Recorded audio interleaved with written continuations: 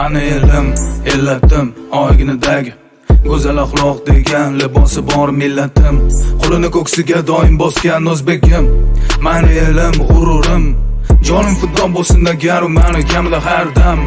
Salomatligi bor oqibatda oxiridagi moddam. Xotirjam o'zbegim mani millatim, donishmand devonxonam. Bu yerlarni kezdi bo'lib har yon ahli xarobotilar.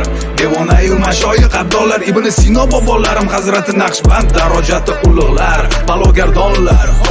Terani koinot sirlarini bilishni istar hamon bu odamzod. Hozirgi kunda ham noayyon bardavom.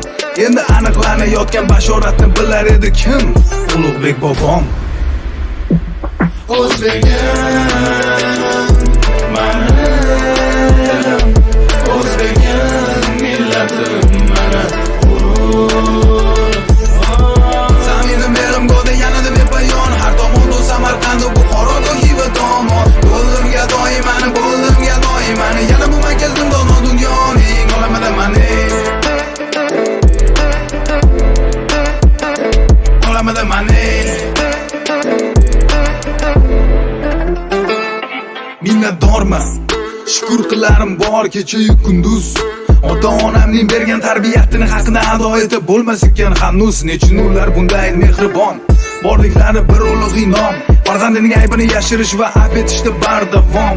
Chunki ular ham vaqtida shunday tarbiyat ko'rgan. Padar buzurglarimga, ota bobolarimdan yaxshilik, go'zal muomala, halim bo'lish va qolaversa kechirimli bo'lish degan omillar meros bo'lib qolgan. Har bir o'zbekning olgan tarbiyati shu. Lekin avlodi Temuriy nasllasab mana men fidokor. Xatadim umuman olganda borimni, hattoki har doim gadoyim bo'lsa ham roziman umrbod. O millatim o'zbegim, bilaman qadringni. O'zbegim,